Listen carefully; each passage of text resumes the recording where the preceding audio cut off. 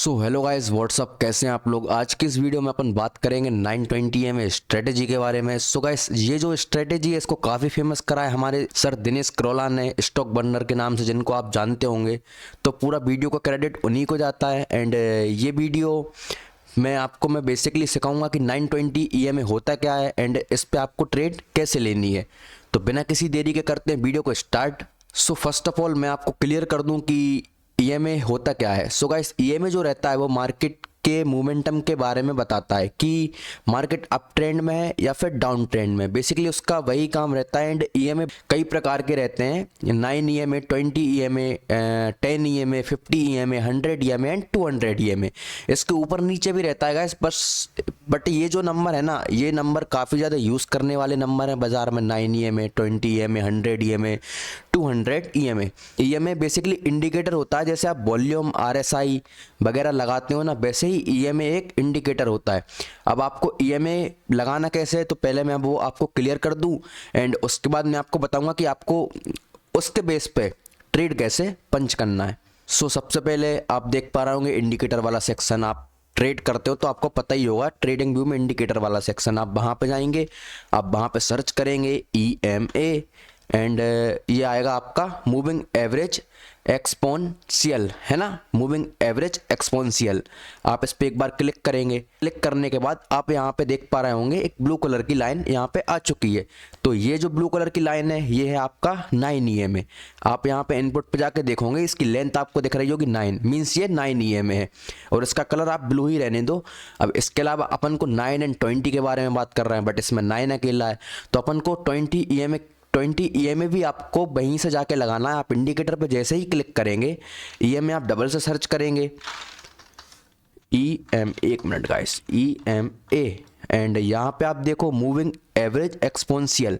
आप इस पे एक और बार क्लिक करेंगे ना, यहाँ पे आप देख पा रहे होंगे कि पहले यहाँ पे एक था EMA, बट अब यहाँ पे दो हो गए, बट सेम है EMA 9, EMA 9। आपको एक 9 पे जाके क्लिक करना है, सेटिंग पे जाना है, इनपुट पे जाना है, लेंथ पे जाना है। लेंथ इसकी आप कर दो 20, तो आपका ये हो गया 20 EMA। अब इसका कलर करो आप चेंज सबसे पहले, तो क्योंकि आपको समझ में नहीं आएगा, दोनों एक जैसे कलर के रहेंगे, तो आप इसका कलर रखो रेड।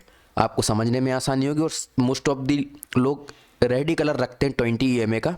आप यहाँ से ओके करो। अब यहाँ पे आप देख पा रहे होंगे चार्ट पे कि 9 एंड 20 EMA आ गया है। क्लियर। तो अब मैं आपको बताऊं कि यहाँ पे आपको ट्रेड कैसे पंच करनी है। अभी मैंने अपने चार्ट पे सपोर्ट एंड रेजिस्टेंस कुछ भी नहीं बनाया, बाकी आप थोड़ा सा सपोर्ट एंड रेजिस्टेंस का भी हेल्प लेना इस चीज़ को करने के लिए। बट मैं आपको नॉर्मल एंड बिल्कुल सिंपल वे में समझा रहा हूँ क्योंकि आपको अच्छे से समझ में आए। सपोर्ट एंड रेजिस्टेंस मैंने इसलिए नहीं बनाया क्योंकि आपको सही से दिखेगा नहीं। आप सपोर्ट एंड रेजिस्टेंस का भी यूज़ करना है इसको ट्रेड करने के लिए 9 एंड 20 EMA पे। जैसे कि आप देख पा रहे होंगे ये वाला जोन, ठीक है, यहाँ पे EMA चल रहा था। Okay, clear. EMA यहाँ पे 9 एंड 20 EMA के ऊपर ही मतलब कैंडल क्लोज हो रही थी, ये आप यहाँ पे देख पाओ तो। बट यहाँ पे आके इसने क्रॉस ओवर दिया, क्रॉस ओवर दिया ना, ये देखो आप 9 एंड 20 ने यहाँ पे आके एक दूसरे को क्रॉस करा, ठीक है ना। मतलब क्रॉस ऐसा है तो ऐसा भी कर सकता है, ऐसा है तो ऐसा भी कर सकता है, ठीक है। यहाँ पे आके इसने इसको क्रॉस कर दिया इस जोन पे, ये क्रॉस करा, ठीक है। अब बेसिकली आपको यहाँ पे इसी चीज़ को देखना। यहाँ पे इसने क्रॉस करा, क्रॉस करने के बाद ये कैंडल यहाँ तक गई, यहाँ के बाद एक और कैंडल बनी, यहाँ तक गई, यहाँ तक जाने के बाद ये एक कैंडल बनी, यहाँ तक आई, ठीक है। बट ये जो कैंडल बनी आप देख पा रहे होंगे बड़ी, ये हेल्दी कैंडल जो है, इसने आके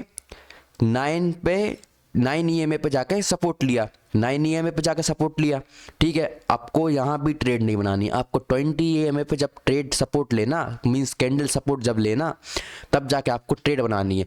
अब यहाँ पे आप देखो तो ये कैंडल जो है रेड वाली, इसने प्रॉपर आके 20 EMA पे सपोर्ट लिया एंड यहाँ से रिजेक्शन लिया। Okay, clear. अब यहाँ पे जैसे ही इसने रिजेक्शन लिया, आप यहाँ से कुछ मत करो, आप सीधा यहाँ से ट्रेड पंच करो। जैसे ही इस कैंडल ने यहाँ पे सपोर्ट लिया, आप यहाँ पे जाओ सीधा एंड यहाँ पे आपने बनाई लॉन्ग पोजीशन, ठीक है। एंड इस यहाँ पे आप जहाँ पे क्रॉसओवर हुआ था इस जोन का, आप यहाँ पे SL रख सकते हो। देखो गाइस, SL तो आपको लॉजिकल रखना रहेगा, है ना। अगर आप लॉजिकल नहीं रखोगे, जैसे कि लॉजिकल मीन्स आपको जैसे दिख रहा है कि यहाँ पे एक सपोर्ट एरिया है एंड यहाँ पे मार्केट नहीं जा पा रहा, मतलब यहाँ पे जाने की कोशिश करता है बट वहाँ से ऊपर चला जाता है, तो आप उसके थोड़े नीचे का एसएल रखो, थोड़ा लॉजिकल एसएल रखो आप, ताकि आपका एसएल ना कटे, है ना। आपका ट्रेड टारगेट दे ही दे, कम से कम 100 बार ट्रेड कर रहा हो तो 70 बार तो कम से कम दे, ऐसे करने की कोशिश करो। तो आप थोड़ा लॉजिकल एसएल रखोगे तो आपकी ट्रेड भी अच्छी चलेगी। जैसे कि अपन ने इस जोन का एसएल रख लिया, यहाँ पे क्रॉसओवर भी दिया था मार्केट ने एंड ये एक अच्छा जोन समझ में आ रहा है, तो यहाँ पे अपन ने एसएल रखा।